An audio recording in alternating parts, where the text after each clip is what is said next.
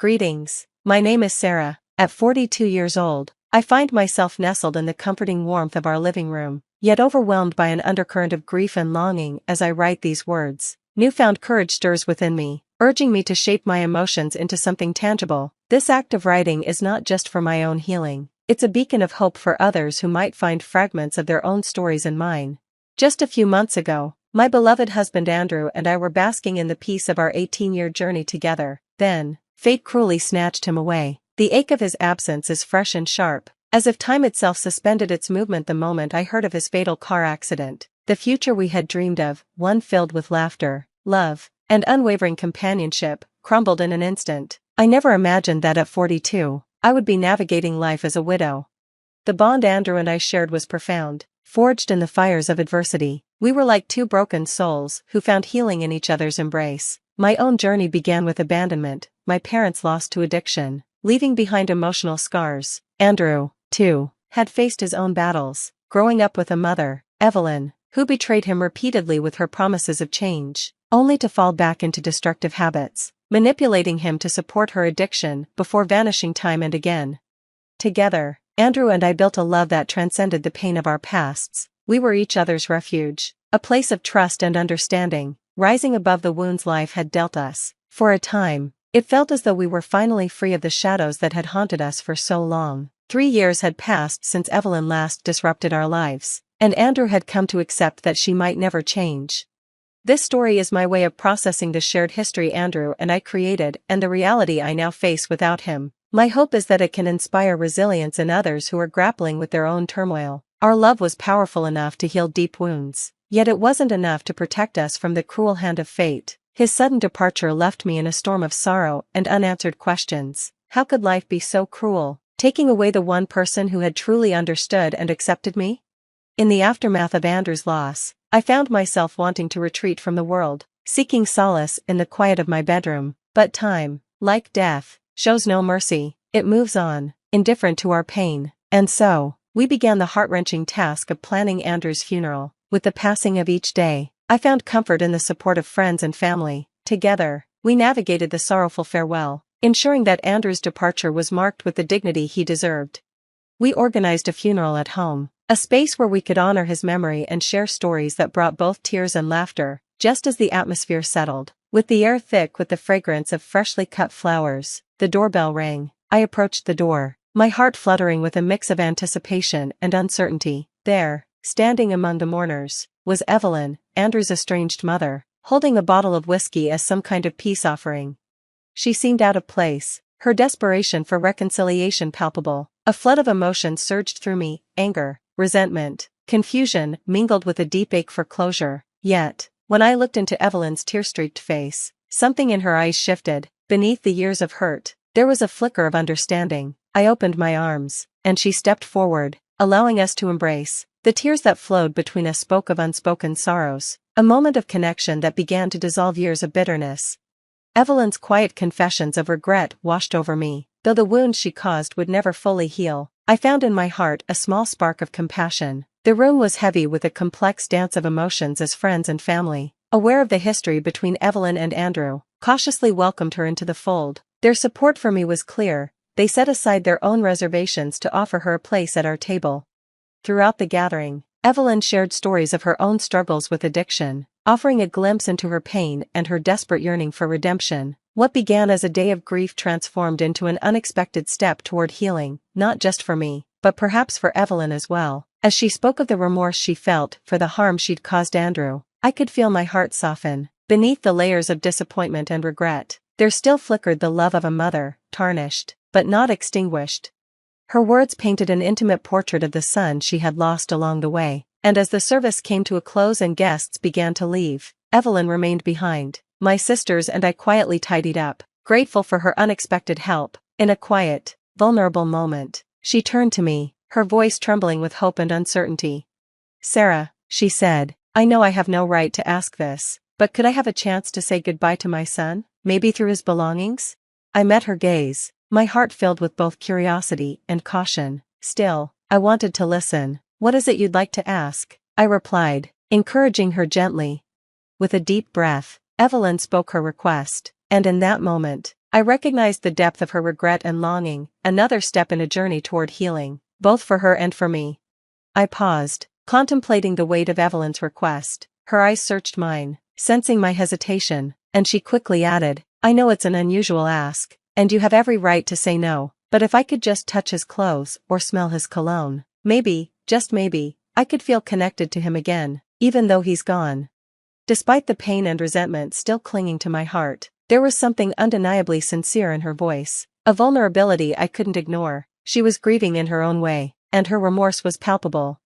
I took a deep breath before answering softly, "Evelyn, I see how much you loved Andrew. The regret in your eyes is clear. If this could bring you some comfort, then yes, you may go up to his room and spend time with his things. Take all the time you need." Gratitude flooded Evelyn's expression, and she whispered, "Thank you, Sarah, your kindness means more to me than you can imagine." As she made her way up the stairs, I reflected on the day, on the morning, the unexpected moments of reconciliation, and perhaps, just maybe, a small step toward healing not only for Evelyn but for all of us touched by Andrew's life and legacy. A whirlwind of emotion stirred within me as Evelyn disappeared upstairs. Part of me hoped this act would offer her some form of closure, a way to heal the broken bond between mother and son, but another part of me remained cautious, mindful of how easily these delicate moments of vulnerability could become entangled with the past's unresolved wounds.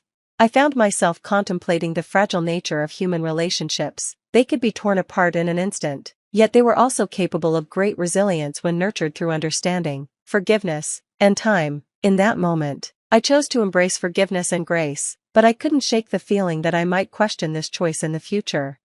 About 25 minutes later, Evelyn returned from the bedroom, her eyes swollen and red from crying. The stoic facade she usually wore had completely melted away, leaving only raw vulnerability in its place. She took a deep breath, her voice shaking as she spoke.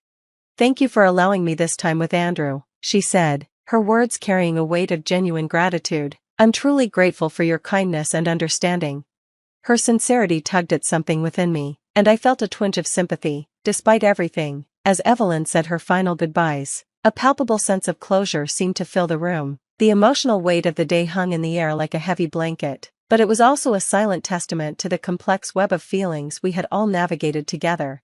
With heavy hearts, we watched as Evelyn left the house, each of us processing the day's events in our own way. As the hours passed and the evening sun cast a warm golden glow through the windows, my sisters and I found solace in one another's company. We shared memories of Andrew, gentle laughter easing the sorrow, and drew strength from the love that bound us together as a family.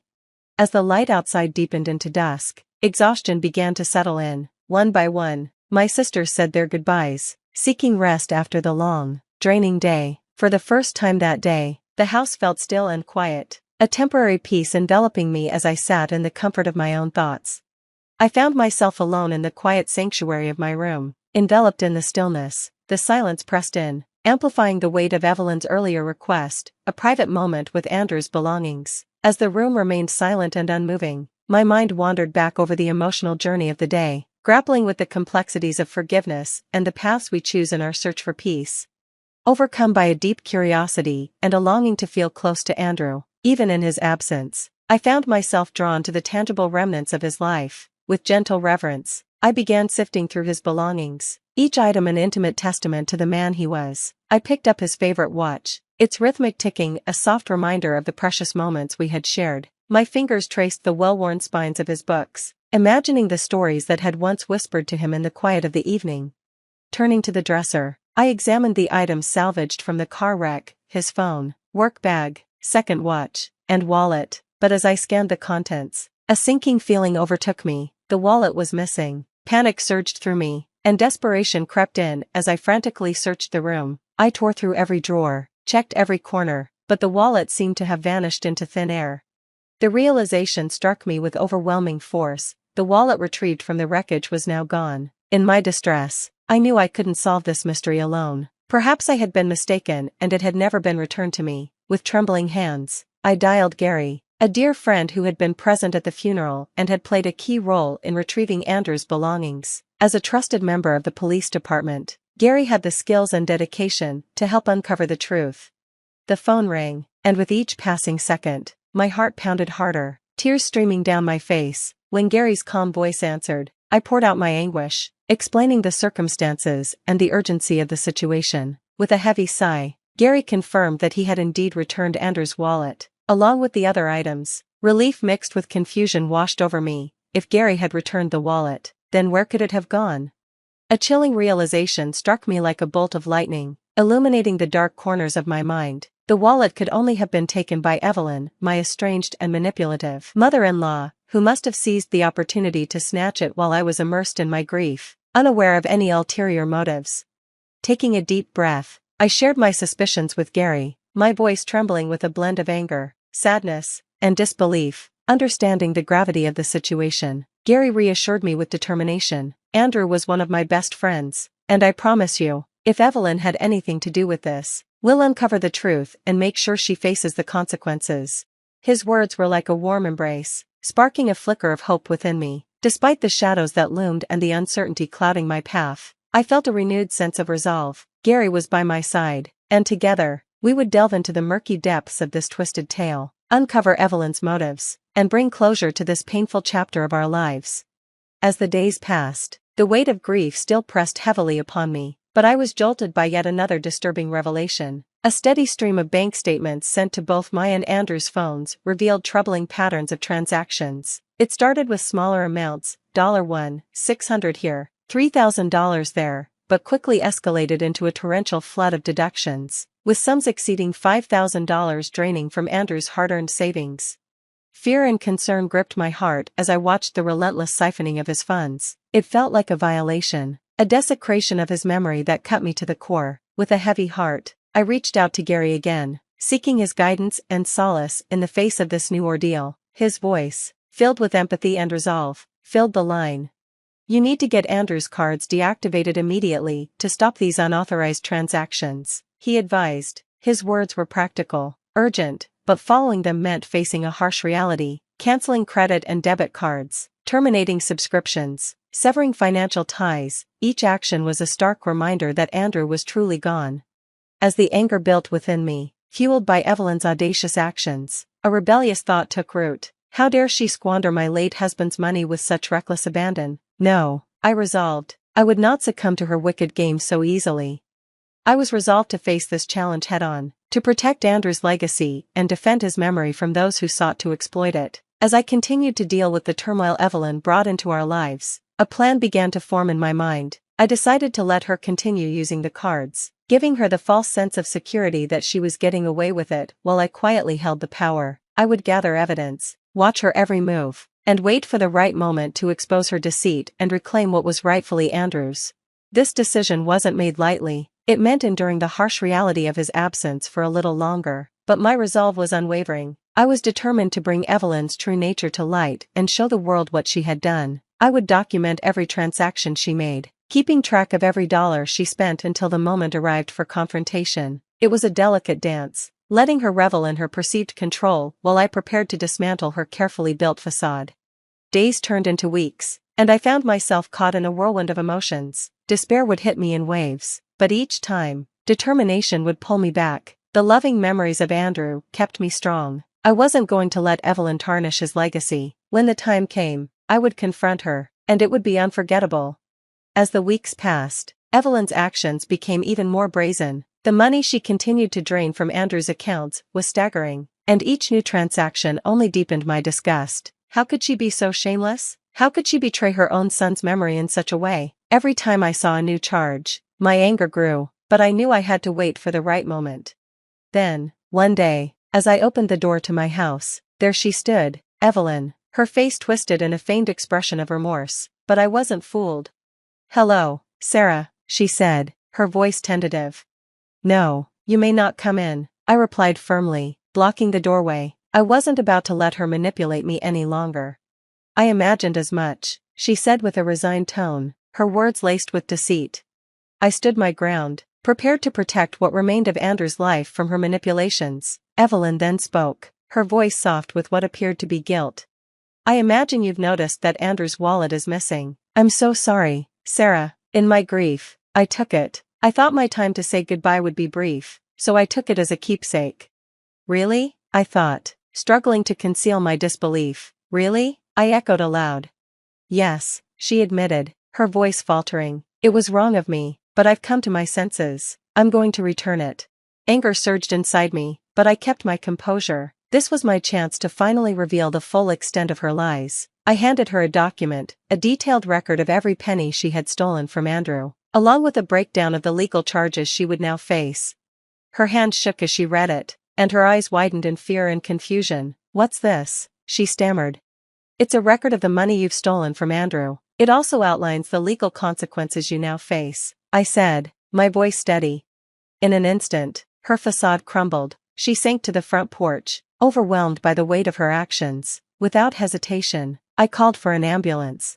When Evelyn regained consciousness in the sterile environment of a hospital room, handcuffed and facing the reality of her crimes, the truth hit her with full force. She screamed, demanding to be released, but I remained calm. I had no intention of letting her escape the consequences of what she had done. With the help of Gary, my trusted friend in law enforcement, I had gathered enough evidence to ensure that Evelyn would face the full weight of the law. We had calculated the likely amount of time she would spend behind bars, a fitting punishment for her despicable actions. Reflecting on the journey that had brought me here, I felt a mixture of relief and sadness. Justice was being served, but the road to this point had been fraught with pain and betrayal. Through it all, I had found a strength I never knew I had, fueled by the love and memories of Andrew. The thought that I had honored his memory by exposing Evelyn's treachery brought peace to my heart. Andrew's legacy had been safeguarded, and Evelyn would now face the consequences of her fraudulent actions. With this chapter closed, I could finally begin to move forward, free from the shadow of her deceit. It was a bittersweet victory. Andrew was gone, but his spirit could now rest, knowing that justice had prevailed.